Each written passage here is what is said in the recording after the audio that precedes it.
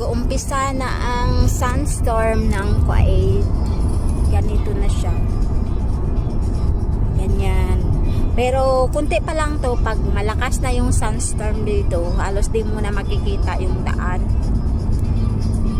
Ganyan ang itsura ng Kuwait.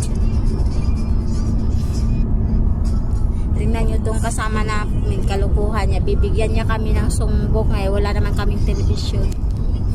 Ando, no? Ayan sa upuan. Asan na yun? La! Ma-fishy. Ayan, no?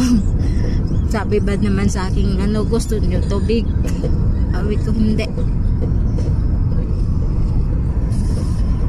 So, kailangan magkamam talaga.